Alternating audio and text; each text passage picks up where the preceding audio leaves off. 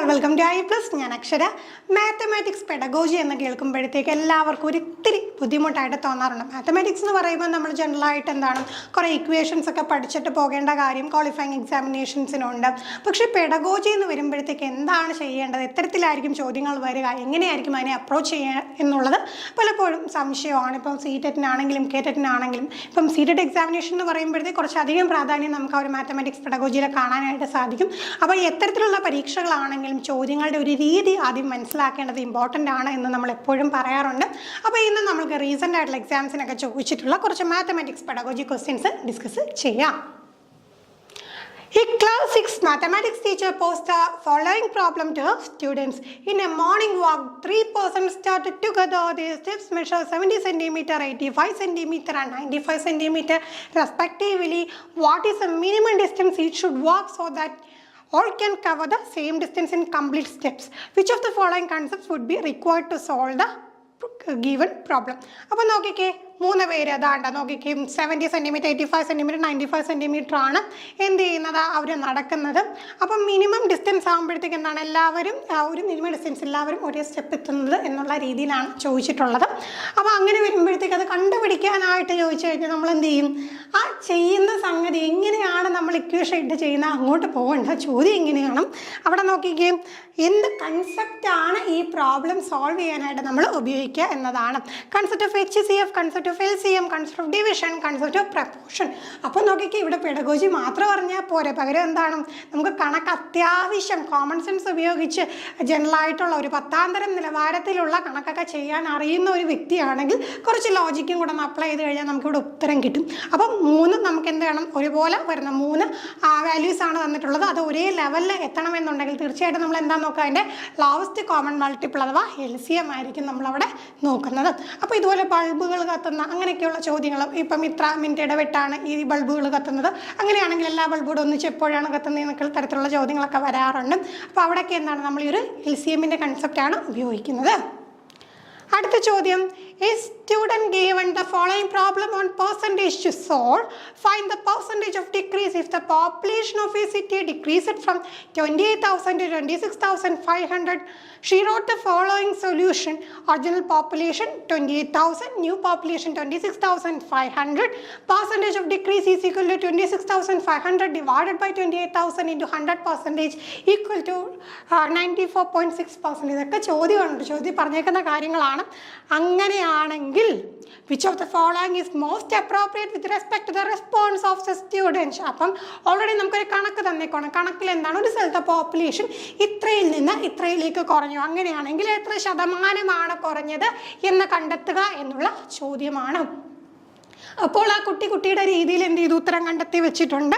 അപ്പോൾ എത്ര ഇപ്പം നിലവിലുള്ള പോപ്പുലേഷൻ ബൈ മുമ്പുണ്ടായിരുന്ന പോപ്പുലേഷൻ ടു 100% എടുത്തിട്ടാണ് ആ ഒരു കുട്ടി എന്ത് ചെയ്തേക്കുന്നത്, ഉത്തരം കണ്ടുപിടിച്ചേക്കുന്നത്. അപ്പോൾ ഇവിടെ അങ്ങനെയാണോ ഉത്തരം കണ്ടുപിടിക്കേണ്ടത് എന്ന ലോജിക്ക് ഉപയോഗിച്ച് അറിയാവുന്നവർക്ക് ഉത്തരത്തിലേക്ക് എത്താം. അപ്പോൾ നമുക്ക് ഓപ്ഷൻസ് നോക്കാം. Student is able to understand the concept of percentage but is not able to understand percentage of which quantity is to be found. Student has solved the question correctly but has used wrong symbols in solution.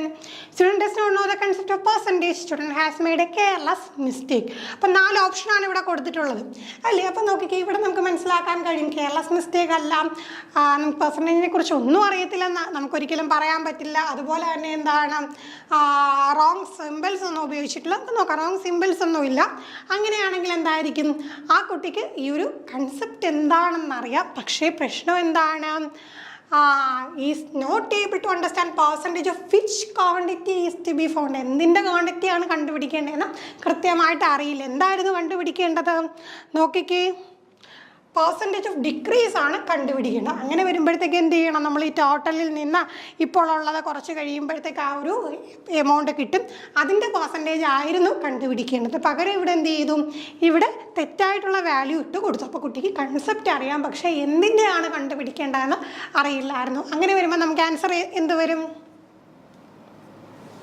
തീർച്ചയായിട്ടും student is able to understand the concept of percentage but is not able to understand percentage of which quantity is to be found. ഏത് ക്വാണ്ടിറ്റിയാണ് കണ്ടെത്തേണ്ടത് എന്ന് അറിയില്ല. അടുത്ത ചോദ്യം, which among the following learning teaching resources are most appropriate for visually challenged students in mathematics classroom? അപ്പോൾ നോക്കിക്കേ, visually challenged ആയിട്ടുള്ള സ്റ്റുഡൻസ് മാത്തമാറ്റിക്സ് ക്ലാസ് റൂമുകളിൽ ഉണ്ടെങ്കിൽ അവരെ പഠിപ്പിക്കാനായിട്ട്, അവർക്ക് പഠനത്തിന് എയ്ഡ് ചെയ്യാനായിട്ട് എത്തരത്തിലുള്ള നമുക്ക് ഉപകരണങ്ങൾ അല്ലെങ്കിൽ ടൂൾസ് യൂസ് ചെയ്യാമെന്നുള്ള രീതിയിലാണ്, ലേണിംഗ് ടീച്ചിങ് റിസോഴ്സസ് ഉപയോഗിക്കാമെന്നുള്ള രീതിയിലാണ്. നമുക്ക് മനസ്സിലാക്കേണ്ട കാര്യം എന്താണ്? ഇൻക്ലൂസീവ് എഡ്യൂക്കേഷനാണ്. എല്ലാവർക്കും സെപ്പറേറ്റ് ക്ലാസ് റൂംസ് അല്ല, എല്ലാ തരത്തിലുള്ള കുട്ടികളെയും ഒന്നിച്ച് ഒരേ ക്ലാസ് റൂമിൽ കൊണ്ടുവന്ന് ഡിഫറൻഷ്യേറ്റഡ് ഇൻസ്ട്രക്ഷൻ കൊടുത്ത് പഠിപ്പിക്കുന്നതാണ് നമ്മുടെ പുതിയ പെഡഗോജിക്കൽ അപ്രോച്ച് എന്ന് നമ്മൾക്കറിയാം. അങ്ങനെയാണെങ്കിൽ വിഷ്വലി ഇമ്പയർഡ് സ്റ്റുഡൻസ് ഉണ്ടെങ്കിൽ, വിഷ്വലി ചലഞ്ചഡ് ആയിട്ടുള്ളവരുണ്ടെങ്കിൽ അവർക്ക് അപ്രോപ്രിയേറ്റ് ആയിട്ടുള്ളത് ഈ കൂട്ടത്തിൽ ഏതൊക്കെയാണ്? അപ്പോൾ ഒരൊറ്റ ഉത്തരവല്ല. GeoGebra, Taylor's abacus, computer, spreadsheet. അപ്പോൾ നോക്കിക്കേ, A and B, C and D ആ ഒരു രീതിയിലാണ് ഓപ്ഷൻ. നമുക്ക് ചോദ്യത്തിലേക്ക് തന്നെ തിരിച്ചു വരാം. അപ്പോൾ നോക്കിക്കേ, ഇവിടെ നമ്മൾക്ക് പ്രത്യേകം എന്താ കാര്യം ശ്രദ്ധിക്കുന്നത്? വിഷ്വലി ഇമ്പയർഡ് ആയവർക്ക് സഹായിക്കാനായിട്ടുള്ളതും അവരുടെ പഠനത്തിന് എയ്ഡ് ചെയ്യാൻ തീർച്ചയായിട്ടും നമ്മൾക്ക് എന്ത് ഉപയോഗിക്കാം? ടൈലേഴ്സ് അബാക്കസ് ഉപയോഗിക്കാം. അത് അത്തരത്തിൽ വിഷ്വലി ഇമ്പയർഡ് ആയിട്ടുള്ള, വിഷ്വലി ചലഞ്ചഡ് ആയിട്ടുള്ളവർക്ക് അവരെ ഹെൽപ്പ് ചെയ്യാനായിട്ട്, അസിസ്റ്റ് ചെയ്യാനായിട്ടുള്ള ഒരുതരം ടൂളാണ് ഈ ടൈലേഴ്സ് അബാക്കസ് ഇത് പറയുന്നതും.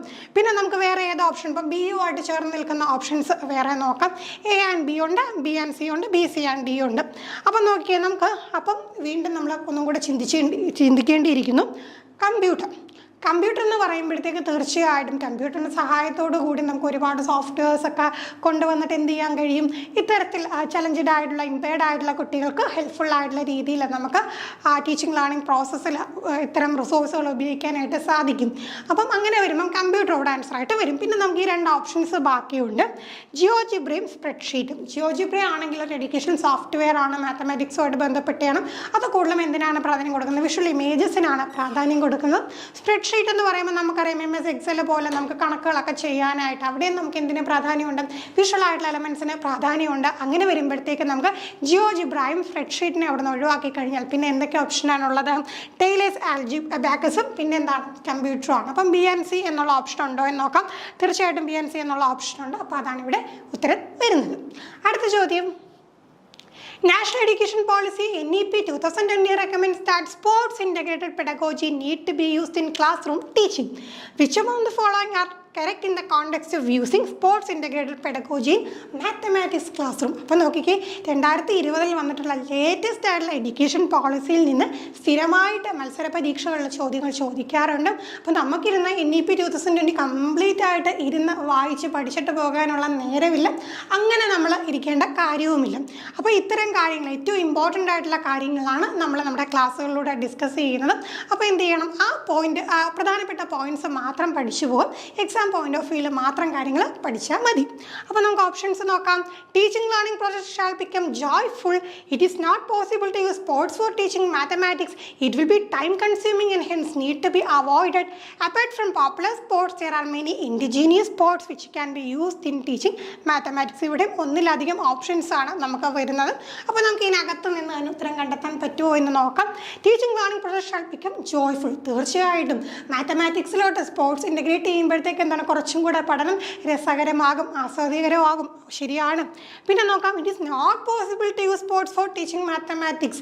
അതെന്തായാലും എന്താണ്? വൈരുദ്ധ്യമുള്ള ഒരു സ്റ്റേറ്റ്മെൻറ്റ് തന്നെയാണ്. ഓൾറെഡി എന്താണ്? സ്പോർട്സ് വേണമെന്നുള്ള കാര്യം നമ്മൾ പറഞ്ഞു, NEP അത് റെക്കമെൻഡ് ചെയ്യുന്നു എന്ന് നമ്മൾ പറഞ്ഞു. അങ്ങനെ വരുമ്പോഴത്തേക്ക് എന്താണ്? ആ ഓപ്ഷൻ തെറ്റാണ്, ടൈം കൺസ്യൂമിംഗ് ആണ്, അതുകൊണ്ട് ഇത് അവോയ്ഡ് ചെയ്യണം എന്ന് പറഞ്ഞാൽ ആ ഓപ്ഷനും തെറ്റാണ്. ഫൈനലായിട്ട് എന്താണ്? നമുക്ക് മുഖ്യധാരയിലുള്ള സ്പോർട്സ് മാത്രമല്ല, ഇൻഡിജീനിയസ് ആയിട്ടുള്ള തദ്ദേശീയമായിട്ടുള്ള സ്പോർട്സ് ഉണ്ട്, അതിനെക്കുറിച്ചൊക്കെ എന്ത് ചെയ്യാം? നമുക്ക് ഇത്തരത്തിൽ മാത്തമാറ്റിക്സ് ടീച്ചിങ്ങിൽ ഉൾപ്പെടുത്താം.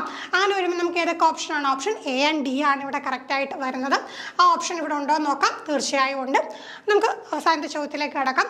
Mathematics is a way of thinking since. Mathematics way of thinking ആണ് എന്ന് പറയുന്നതുമായിട്ട് ബന്ധപ്പെട്ട് ഏറ്റവും ആപ്റ്റ് ആയിട്ടുള്ള സ്റ്റേറ്റ്മെൻറ്റ് കണ്ടെത്തുക. It provides an opportunity for students to engage in proofs and examining patterns. Students reproduce formulae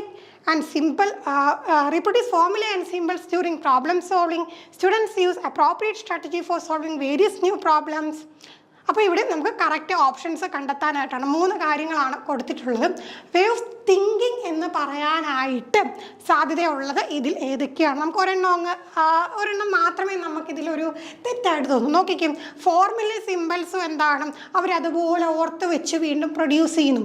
അവിടെ കുട്ടി ചിന്തിക്കുന്നു എന്ന് നമുക്ക് പറയാൻ സാധിക്കില്ല അല്ലേ? പിന്നെ ബാക്കി 2 ഓപ്ഷൻസ് നോക്കുകയും കുട്ടികൾക്ക് പ്രൂഫിൽ എൻഗേജ് ചെയ്യാൻ കഴിയുന്നു, എക്സാമിങ് പാറ്റേൺസ് നോക്കാൻ കഴിയുന്നു, ശരിയാണ്. പിന്നെന്താണ്, പ്രോബ്ലംസ് സോൾവ് ചെയ്യാനായിട്ട്, പുതിയ പ്രോബ്ലംസ് സോൾവ് ചെയ്യാനായിട്ട് അപ്രോപ്രിയേറ്റ് സ്ട്രാറ്റജീസ് അവർക്ക് കൊണ്ടുവരാം, അതും ശരിയാണ്. അപ്പോൾ നമുക്ക് ഓപ്ഷൻ എയും സിയും ശരിയാണ്, ബി തെറ്റാണെന്നാണ് നമ്മുടെ നിലവിലുള്ള ഒരു അനുമാനം എന്ന് പറയുന്നത്. ആ ഓപ്ഷൻ ഉണ്ടോ എന്ന് നമുക്ക് നോക്കാം. എ ആൻഡ് സി, തീർച്ചയായിട്ടും എ ആൻഡ് സി എന്നുള്ള ഓപ്ഷൻ അവിടെ ഉണ്ട്. അപ്പോൾ അതാണ് അവിടെ കറക്റ്റ് ആൻസർ ആയിട്ട് വരിക. അപ്പോൾ ഇത്രയും ചോദ്യങ്ങളാണ് നമുക്ക് ഡിസ്കസ് ചെയ്യാനായിട്ടുള്ളത്. എത്ര മാർക്ക് സ്കോർ ചെയ്യാൻ കഴിഞ്ഞു എന്ന് തീർച്ചയായും കമൻറ്റ് ചെയ്യും. മറ്റൊരു ക്ലാസ്സുമായി വീണ്ടും കാണാം. താങ്ക്